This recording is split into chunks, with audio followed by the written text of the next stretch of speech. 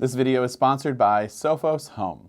Apple's new AirPods Max are quickly becoming my favorite new product of the year. And while I 100% understand the hesitation due to their higher price tag, let's just remove that part from the equation. Let's just assume that you have $550 budgeted out for a pair of headphones, and you want to know if you should spend that $550 on the AirPods Max. So I think the AirPods Max have some of the best build quality out of any of the premium headphones that I have tested. And that includes those like the Bose 700s, the NC 700s, the Sony WH-1000 X1 XM4s, all those crazy names, Sony, Bose, Sennheiser, all of those. We actually did an entire video comparing all three of those headphones to the AirPods Max, and you can check that out by clicking the card in the upper right corner. Now, I understand that not everyone will have the same comfort experience as me because we all have different head shapes and ears, etc. It's all going to fit differently. So this part's going to be pretty subjective, but for me personally, the AirPods Max fit me perfectly. And they're extremely comfortable, and they make for a good listening experience, especially for long periods of time.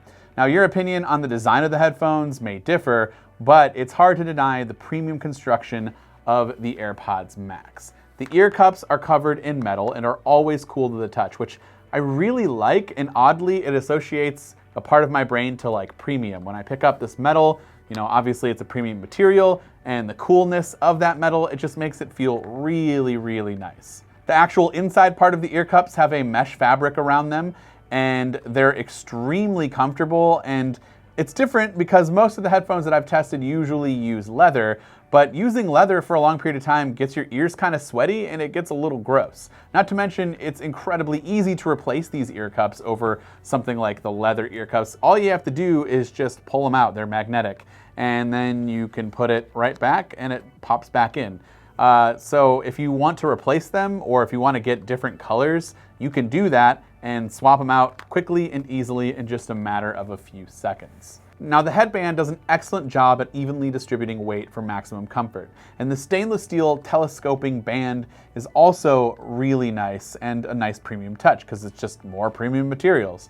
Overall, it's a very classy set of headphones that look and feel great. Now, with that said about comfort and fit and everything, a good fit is really key to having good noise cancellation. And with an excellent fit on my end, with the AirPods Max, they provide me with some excellent noise cancellation.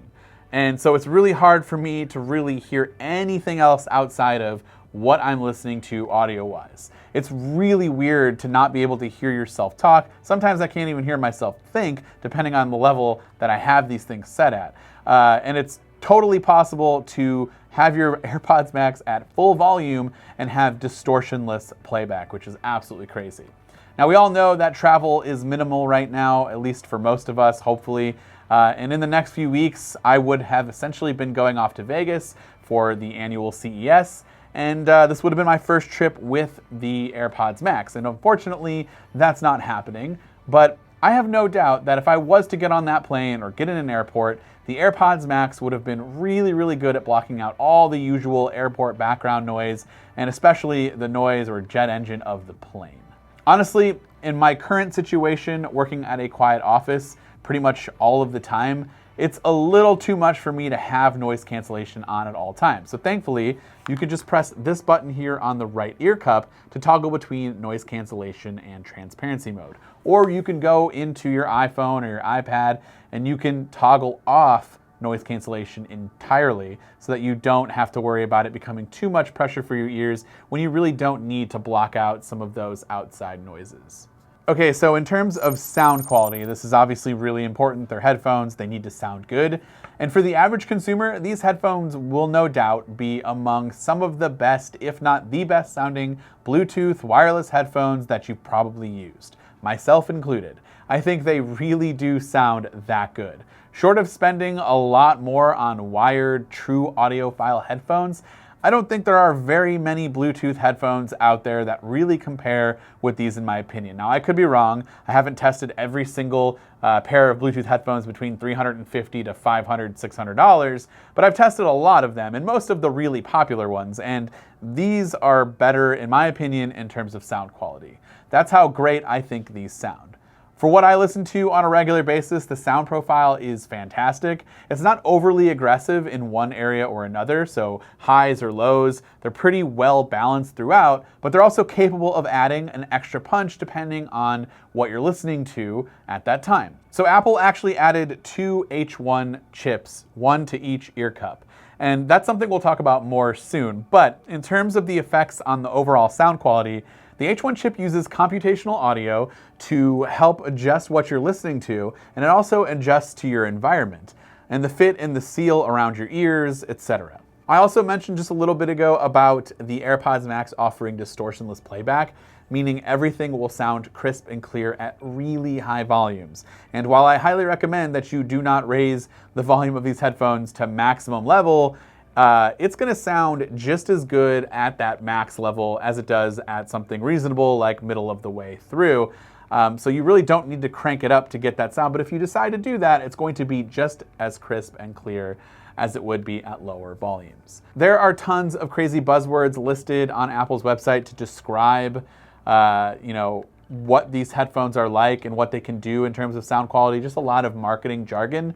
But one thing I can confirm is that they absolutely do sound amazing. And unless you consider yourself an audiophile and are really particular about how you want your audio and you want to fine-tune just every little thing, then these probably won't be right for you. But for everyone else who just wants to put them on and sound good right out of the box, you don't want to download an app and tinker around because you just want them to be good, I can assure you that you'll probably agree with me and think that the AirPods Max are excellent. All right, next we have the H1 chip. And as I mentioned before, Apple added 2 H1 chips to the AirPods Max. There's one on each ear cup.